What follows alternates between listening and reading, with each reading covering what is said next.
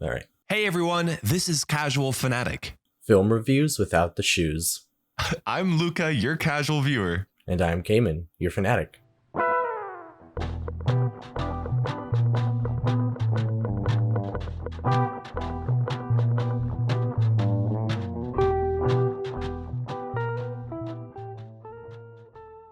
What was the laugh for? I thought, like, when you said film reviews without the shoes, I thought you said film reviews without shoes. I don't know. That's what I heard. I don't think I said that. Maybe I'm hearing things wrong. I'm still waking up. Oh, Cayman, what did you do yesterday? Yesterday, I went kayaking. What? On a lake. Sick, dude. It was like right before sunset, so it was beautiful. And obviously the water is still like freezing cold because it like just turned spring. But yeah, the air was pretty nice. It was like 65 degrees ish. Oh, nice. Wasn't too bad. Yeah, I think yesterday was the first day here in Colorado that you were able to even get in the water because they had all the lakes closed before that. Was that the same for you? I mean, we didn't try to go to the lakes in the winter, so I don't know. Yeah, that's true. That's true. Awesome, dude. That sounds really fun. And then afterwards, you guys went to a draft bar or something? Yeah, we went. Okay, so in downtown, like on the square that we have here, they have an event called First Friday, where there's like, they set up a stage and there's like live music, and then there's a bunch of like food trucks and people like handing out flyers and shit. And like last time we went, there was like an axe throwing thing that we did. Oh, cool. But it's basically just like a block party. And that's every Friday. On the square. Of every month, first Friday. Yeah, it's the first Friday of every month. Damn, that's a fucking party. So we went to that, and then because we were kayaking, by the time we got there, it like was pretty much like wrapping up. Like there was like 2 songs left for the live music, and then like most of the food trucks had already like sold out, so there wasn't that much food. But then we like right around the corner there was like a dive bar that we went to, and we were like just hung out there, got some drinks. There was a food truck next to the bar that we got a couple slices of pizza, and then we just hung out with both of Elena's sisters were there, so we hung out with them and their husbands. Oh, fun. That's awesome. Yeah, sounds like a good ass night then. It was. What did you do? I went out with so one of my buddies, Jimmy, he's in med school, and Chitty is like his roommate, and I've known Chitty since like high school as well, or not high school, lol, college. And so I met up with him, and then we went to like this I wouldn't really say it's a dive bar. It was a cool bar. We were there for like an hour-ish, and then we met up with his girlfriend's friends, and I didn't exactly know what to expect. Maybe I should have been like more ready for what was coming, because it was a drag show and I'd never been to one. Okay. And it wasn't a gay bar, of course. And I, for some reason, like my brain didn't think that far out. And so like I go in there and like you have to like pay to get into the drag bar area. And then the guy that was like getting everyone to pay, he like looked at me, goes, "Hey, handsome, what do you need?" And I was like, "I need to get in." I was like, what's going on? But dude, I got so many compliments that night of like my outfit and me being cute. So I was like, this is nice. What were you wearing? Dude, I was wearing literally some white pants that I got at a secondhand, not even a thrift store, like I don't even know what you would call it. That I thought I was just gonna throw away. I wore it for that celebration. I forget the name again. Holly. Yeah, I wore the white pants for Holly, and I was like, I'm never gonna wear these again. But I'd put them on. I was like, these are actually kind of cool. Did you get paint all over them? It was like the powder Holly, and yeah, it washed right out. Yeah, I've never messed around with powder paint, so I don't know. Yeah. I mean, it washed right out of those. I mean, I guess if you don't rub it in, you're fine, which I didn't do because I knew that's probably what would happen if it gets into the fibers of the cloth. And then on the top, I wore like this washed. like whitewashed almost, but it was purple, like a sweater. And then I had white shoes on with my pants rolled up with National Discovery socks on. Nice. Yeah, it was fun. It was a lot of fun. And then the drag queens were boss ass bitches. So yeah, it was a good time. Yeah. That and then sounds after fun. that, I just went home and slept. Man slept. Yeah.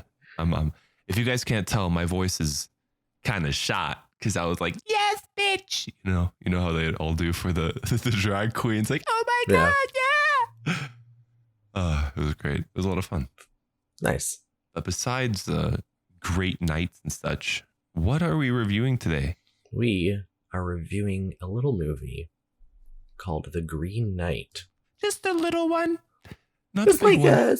it's not even like a big deal. It's it's called The Green Knight. It was directed by David Lowery or Lowry. I don't really know how to pronounce his last name. I think it's Lowry, but it could be Lowery. It came out last year. It's rated R. It's a little over 2 hours, and it very heavily features a one Mr. Dev Patel, which he's not like a brand new actor. The biggest thing that he's probably known for is Slumdog Millionaire, which came out in 2008. But he's been in a couple things since then. Just like not really anything big, you know? Yeah. But I feel like maybe he'll probably get more like leading man kind of work after this movie. I feel like he put in a pretty solid performance. But yeah, for anyone that does not know this movie is based on the Arthurian tale of Sir Gawain and the Green Knight. Fantastic story. If you ever have a chance to read it, I would suggest it. It's one of my favorite King Arthur-y sort of stories. Have you ever read the Green Knight? No, I haven't. And I was gonna say, bro, I won't read that either. I'm sorry. This movie to me was so bad. I just don't want it to even exist. Yeah, but okay. So here's what I have to say though: is this movie is not at all the same as the story. Oh, so well, maybe, you should definitely read the story. Maybe, but let's be real. Who reads anymore? All right. Who sits down and opens a book? Oh, I'm just kidding. I probably should read a little more, but I read enough during work. So one of the disappointing things for me about this movie is that it is extremely different from the story.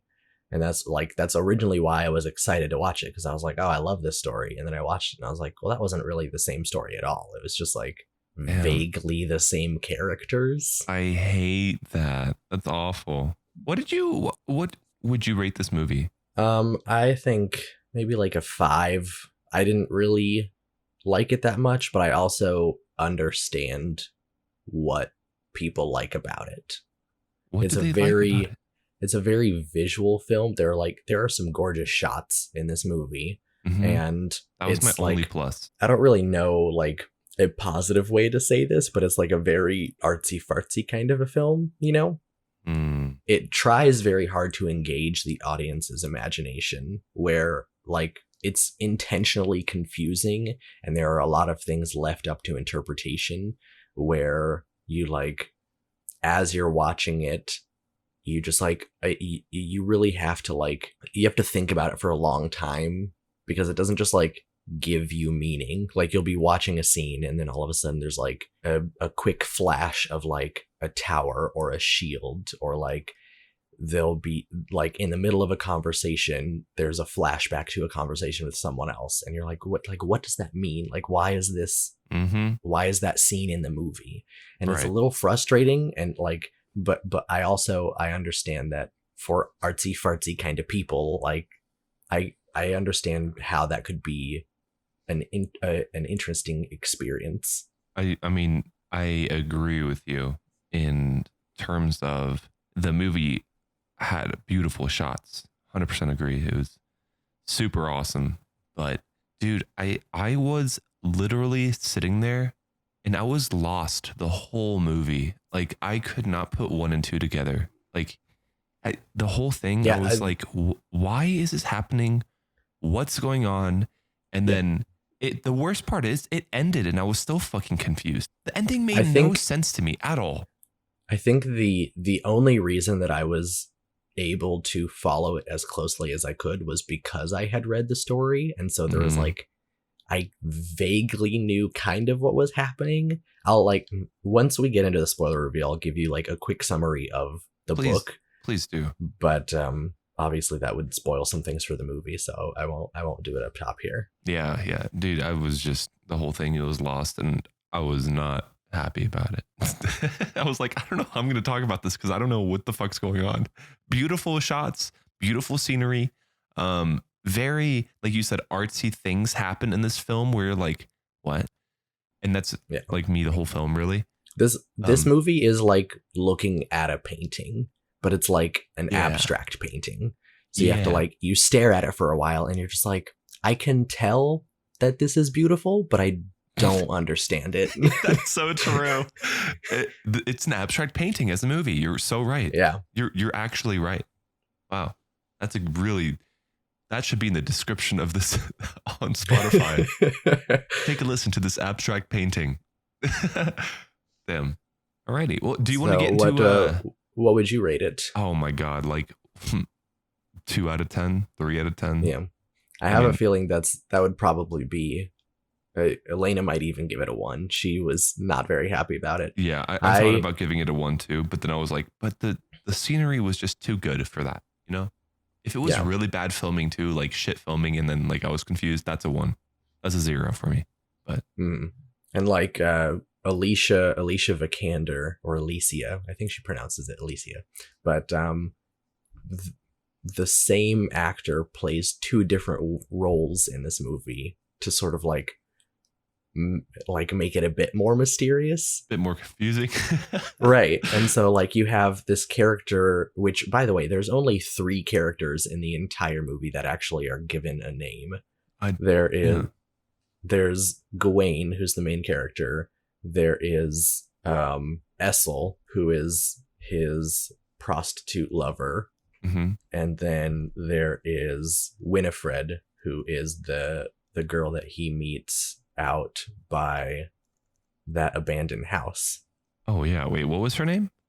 Winifred, yeah. But other than those 3 people, no one else in this movie has a name. That's actually kind of crazy. I didn't even notice that. Maybe that's what made it even more confusing. But Essel is played by Alicia Vikander, and then also the lady that is the wife of that gentleman that goes out hunting later in the movie. His wife is also played by Alicia Vikander. Okay, yeah. So there's a lot of stuff going on in this movie that is like, what? Just like I said, it's everything is up for interpretation. Yeah, I don't think I was ready for that. Maybe if like I knew going in that this was like not going to be making much sense and you have to interpret what the fuck's going on, it would have been like better for me to watch. But I agree. I think I probably would have had a better experience if I knew what I was getting into. Yeah. And like there's like naked giants at one point. Like it's crazy. Yeah. Spoiler. Oh my God. Spoiler. Naked giants. Spoiler. Big boobs. Is that what made it rated R? There was, I think it was mostly for the language. Was there even that much language? I feel like I don't really remember. I don't know. Being too serious of language. I think it was mostly for the gore, but it also probably a tiny bit of nudity. Yeah, like when you said it was rated R, I was like, wait, really? Yeah, because there are giant boobs. There is several scenes of people's heads coming off. That's true. And there is a very graphic close-up at a point in the movie that we will get to later, a sexually graphic that I think probably would not fit into a PG-13 movie. Okay. All right, so now before we get into the spoiler section, of course, we have to step into the box ding ring. I honestly don't know even what I would say. Like I can't string my thoughts together in a single line for this fucking movie. I'll go first though, because you went first last time. I don't even know what year this is. 2021. 20, Oh, you were saying no, what like year in, it's set in? yeah. Probably like 15th century. I don't know. Okay, well, I'll just kind of go for it. In the medieval times, Sir Gawain goes on a mission that he accepted from the Green Knight to bring his axe back within the next Christmas year, or on the next Christmas day, I should say. Essel, his prostitute lover, leads him on the way and parts ways while Gawain goes on a long and confusing journey to meet up with the Green Knight. That's it. All right. I will say when a mysterious knight challenges King Arthur, his nephew Gawain takes up the challenge, but the journey that results will test his courage, and he will find out if he is truly ready to become a knight. I forgot about him wanting to become a knight. Yeah. See, like that wasn't really a big part of the movie for me, although that was what it was about. And secondly, I also didn't know that I knew that Gawain was something to the king, but I didn't know he was his nephew. They have like totally different skin tones, totally different complexions. Oh, yeah, he said in the beginning, he said, "You're my sister's son." Right, but how? Well, I mean, He looks nothing like the king. The king was pasty white. Sister looks like. We don't know what his father looks like, if he had like a straight like Indian father. I mean, wouldn't that mean that the king would also be kind of Indian? No. Wait, why? Because his father isn't related to the king. Okay, true. But I mean, the king was like pasty white with like silver hair, I think it was. Well, that's just because he was old. Yeah, true. But then like he was like Indian with like dark black curly hair, like brown chocolate skin. I don't know. That shit didn't make sense. That was the first confusing part. I was like, what? No. Okay. Maybe the king just sleeps around and, calls everyone his. Okay. Yeah, anyway. I definitely thought about that because most of the other people in the movie are more European. Right. But I don't know. I felt like that was just like part of the artsiness of it. And it being of a completely different racial background sets Gawain apart from the rest of the cast. And because this is like really a movie about him and his journey, I think that was just like an artistic choice. Or maybe it could have even just been like, you know what, we really like Dev Patel as an actor, and they were just like, obviously he's not the same as everyone else, but he just gave a better performance. I don't know. I don't know the reason behind the decision, but I just like, I don't know, that didn't bother me as much. Okay. All right, so what's the actual short summary? All right, so this says, an epic fantasy adventure based on the timeless Arthurian legend. The Green Knight tells the story of Sir Gawain, King Arthur's reckless and headstrong nephew, who embarks on a daring quest to confront the eponymous Green Knight, a gigantic emerald-skinned stranger and tester of men. I think you had 2 words in there, and I only had 1. I think. What else? I know I got the nephew thing. What else did I do? The nephew, and you said Green Knight. Did you not say Green Knight? I did, but that was my 1 word. No. Because it definitely does not say anything about giant boobies on here. Yeah, so. and it doesn't say anything about like a medieval times anything. So, when I listen back to it, I'll let you know if there was something else that we were just forgetting about. Pretty sure you got that one. I did. And as always, if the audience would like to take a vote as well, you can let us know who you think won. Yeah, because humor matters. If I saw giant boobies in like a a story, like I'm like, okay, I might watch that. If the description was just like, this movie has giant boobies in it, you're like, all right, I'm sold. I'm in. Now we must take a short ad break, and then we will be back with our spoiler review.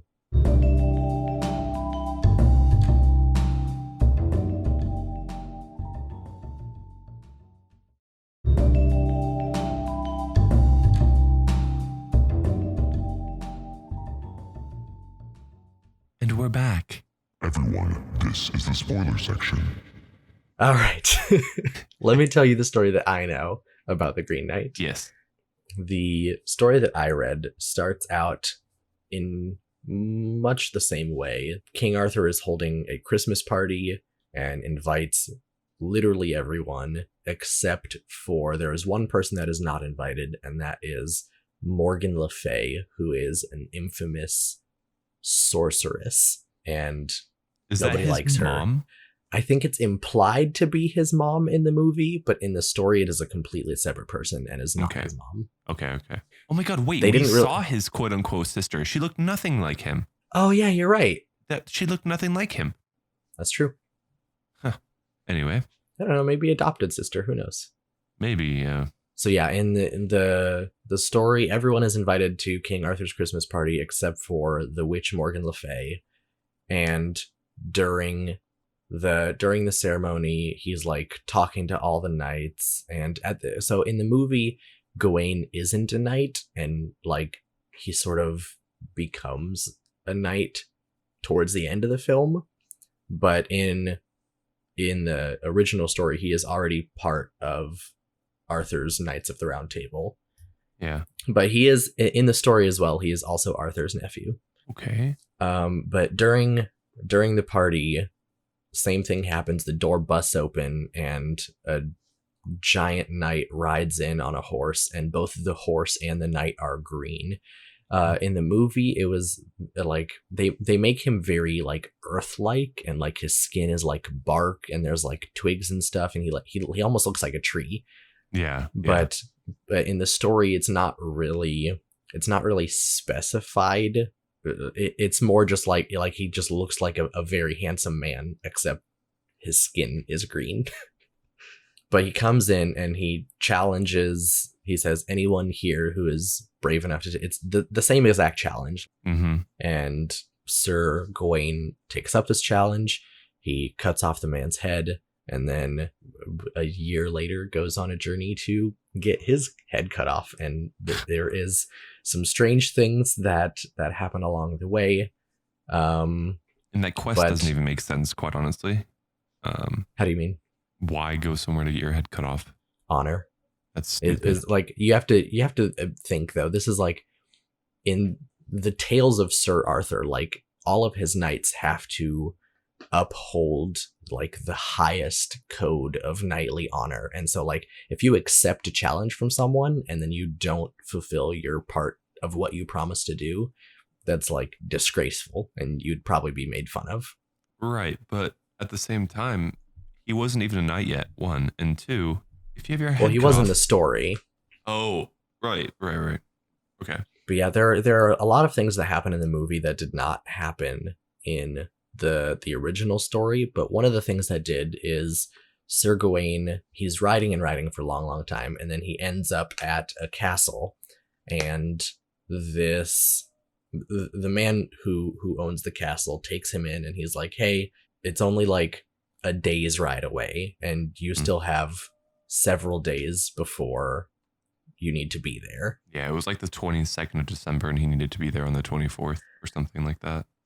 And so the man says, hey, stay with me for a few days. You've had a long journey. You need to rest. And while you stay here, we can, I'll make you a little promise here. And same thing as pretty much as the movie. He says, every day I'm going to go out hunting. Whatever I find, I will give to you. And in exchange, anything that you receive while you are here at my home, you give to me. What does that even mean? I mean, it's obviously meant to be a little bit vague, because like the way it works out in the story is, well, the man goes off and hunts, and then his wife tries to seduce Sir Gawain, and obviously he doesn't want to offend his host and like sleep with his wife, but he also doesn't want to offend the woman by turning her down. And so he allows her to give him a kiss. And so then the first night, the man comes back and he has like a deer, and he's like, oh, here's this deer for you. And then Sir Gawain gives the man a kiss.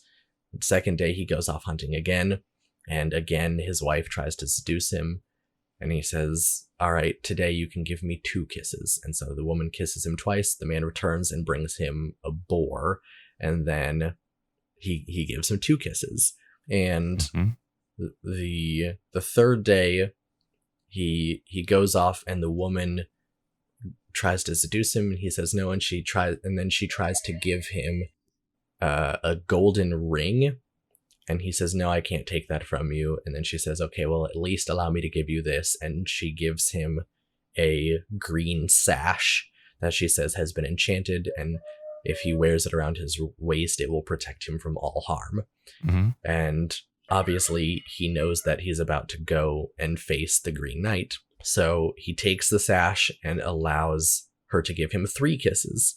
So then his host returns, brings him, I don't remember what the final animal was. I think it might have been a fox, but he gives him his final animal. And then Sir Gawain gives him 3 kisses. And this is the point where, like, you see, because he distinctly does not mention that he got the green sash. He keeps that for himself. And so then the next day he rides out to meet the Green Knight, and there are the Green Knight swings the axe 3 times. The first time he swings, and like as soon as he begins swinging the axe, Sir Gawain flinches, and the Green Knight sort of makes fun of him for that, and he's like, is this what King Arthur's knights are like? Come on, like, this is ridiculous that you're gonna flinch away. Yeah. And then the second time, he purposely misses and like hits the ground. And then Sir Gawain sort of like gets angry at him, and he's like, I don't enjoy you toying with me. If you're gonna freaking hit me, then hit me. You know what I mean? Right. And then the third time, he swings the axe and just barely nicks the side of Sir Gawain's neck. It's just like a tiny little cut. And then he reveals himself. The Green Knight turns out to be the same man that had hosted him for the past 3 nights at his castle. The basic plot is that Morgan Le Fay, the sorceress, had come up with the entire thing as a challenge, both for King Arthur and sort of just like something to distress Lady Guinevere, who is King Arthur's wife. And so, because she's like an agent of chaos, like Morgan Le Fay in Arthurian legend is just like a witch who likes to fuck with people. Like, there's not really a good reason behind it.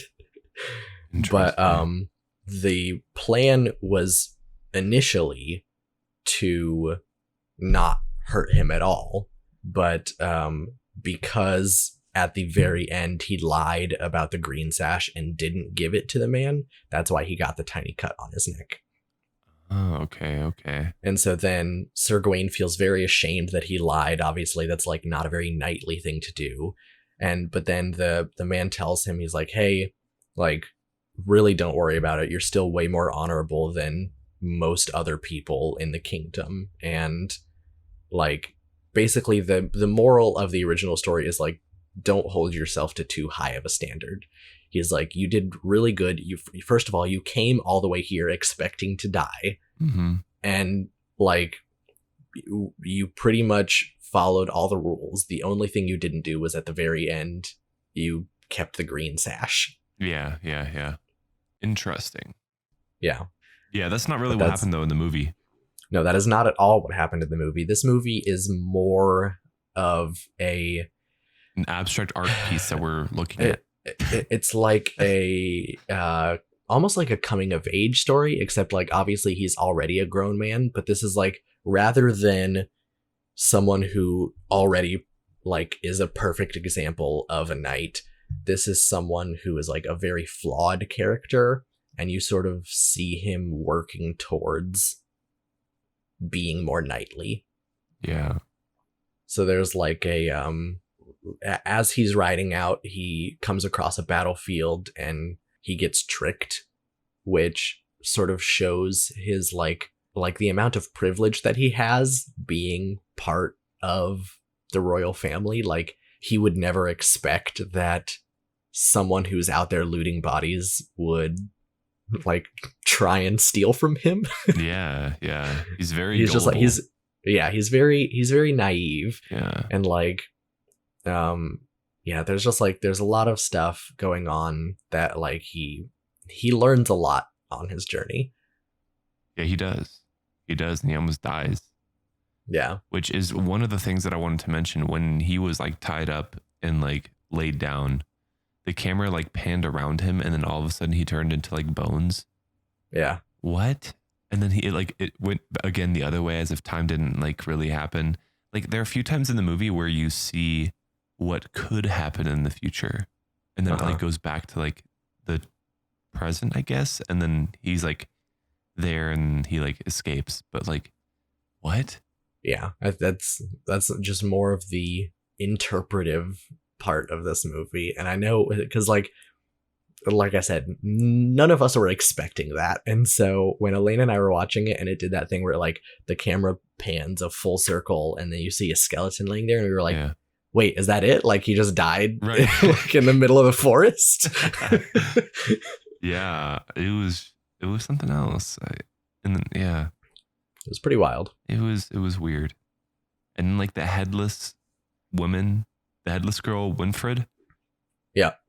That made no sense to me either. Not at all part of the story originally. They should. What are they doing? It didn't. They're being artsy. Bro, it didn't help. It didn't help his cause in any sort of way. Yeah. Honestly, this is a very difficult movie to review because my positive and my negative list are both very short. And my positives is like, it's a beautiful movie and like the performances were good, but my like one big negative is it just like it was confusing. But I understand that was intentional. It was confusing on purpose, but for me that was still a negative. Yeah. I don't really know what else to say about it other than just like talking about other scenes. Yeah, I know. Like that was the hard part. Like, guys, this movie really just doesn't make sense. And this review basically is saying, don't watch it. Don't watch it. Unless you're into that sort of stuff. If you want to see an abstract painting of a movie, go for it. But you have to know that that's what you're doing. Right. There is one part that I hinted to earlier that does not leave anything up to the imagination, where the wife of the person that he's staying with for a few days just like straight up jacks him off. Yeah. At first I didn't know if she was riding him, but then like, the next scene where she shows like his hand. She gives him the green sash, and then while she's giving it to him, like starts jerking his meat. And then at the end, she like makes fun of him. She's like, "You're no knight." And then it shows a close up of his hand holding the sash, but then is like covered in cum. Yeah, I was like, oh my God. Okay. I'm trying to think of like critique, but I can't. The ending is terrible. The ending, I was like another one of those things where I like really, because like you said, pretty much the ending is just a long version of the forest scene where you see this long scene where he gets there and then the knight confronts him and he ends up just like fucking off. Like, he just straight up runs away. He's like, sorry, can't do it. He goes back home and everyone like cheers for him, and he gets knighted by King Arthur, and then Arthur dies, and apparently he becomes the next king. There's like a war or something, and he's like, you see him like planning out battle stuff, and at one point it's just like he's sitting on his throne and he's just like tired and done with life, and he finally, like, you see, like, even when he's having sex, he never takes the green sash off, and he's like so defensive of it, and then at one point he finally takes it off and his head just falls off his shoulders. Well, yeah, it doesn't make any sense. And then it flashes back and you see that was just like him imagining his future in his head, and that's when he decides to like admit that he has this enchanted sash, and he takes it off and he tells the Green Knight, he says, okay, now I'm ready. And so it's sort of just like him accepting that like he would rather die here than like go through his entire life being afraid and like being dishonorable and having lied to everyone for so long. Yeah. I think they just took that scene too far. It was very annoying for me to like. It was I think a lot of unnecessary detail. Yeah. But also I guess like if it was less detail, then it might give away that it's just in his head. But like making it so long and drawn out really brings the audience in to believe that it's real. Right. And then like the scene, the quote unquote real scene after the imaginative scene was shorter than the imaginative scene. Yeah. Which it didn't sit well with me. I don't know. It's annoying. But so that's it. If you just be prepared if you are trying to watch this movie. Yeah, there's nothing else we can. I don't know another movie that I can compare this to. I honestly don't. I know there are other movies like this out there, but I haven't seen one. Yeah, hopefully I don't see one because, dude, because the movie's name was Green Knight. So I went into this movie thinking it was like a Marvel movie, right? and then it took place in like the medieval times. And I was like, oh, okay. So like this guy, he's going to get like superpowers at one point. And then it's not. It was just so depressing. Sure. Yeah. Because I thought there was a Marvel movie called The Green Knight. No? No. Wait, what about that guy that has like the green ring? What is he called? That's the Green Lantern. That's my God. I thought this was the Green Lantern. I was so confused. Oh, I thought he was going to turn into the Green Lantern, dude. Oh, this is not that movie. Yeah, now you know how confused I was. Do you have any trivia about this movie or like? I do. Okay, I'd be interested to hear the trivia because the movie doesn't make sense. Maybe the trivia will clear.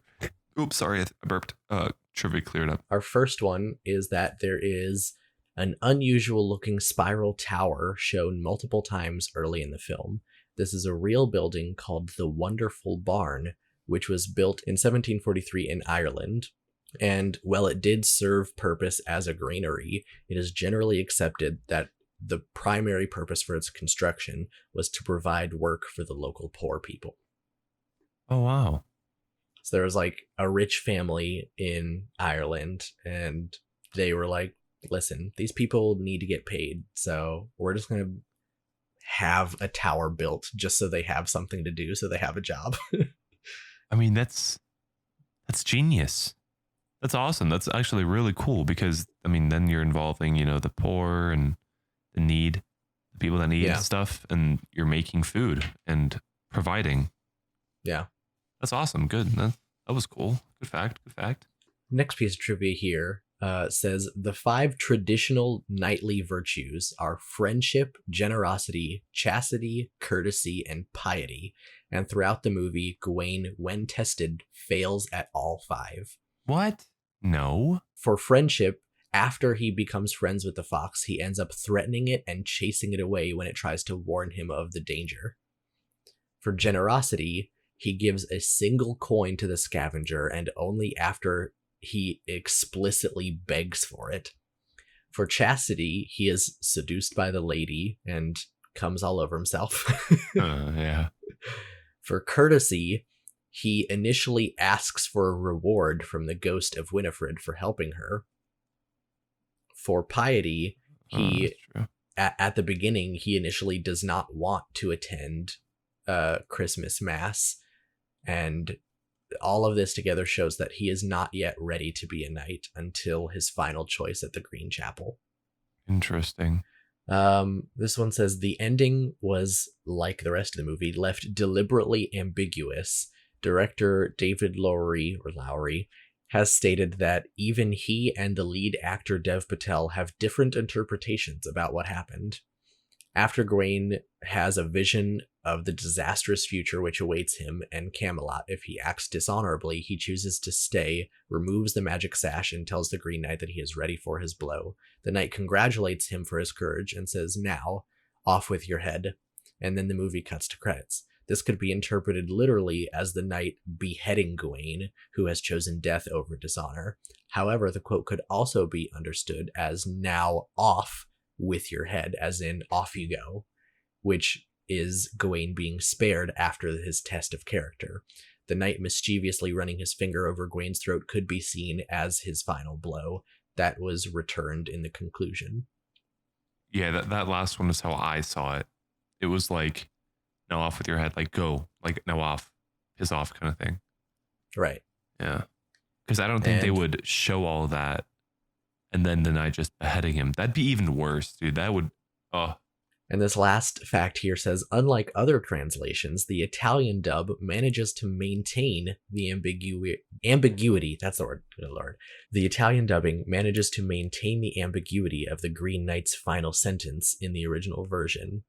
It translates to "La vostra testa può andare," which means "your head may go," which, like the original, can be interpreted both as Gawain being killed or spared by the knight.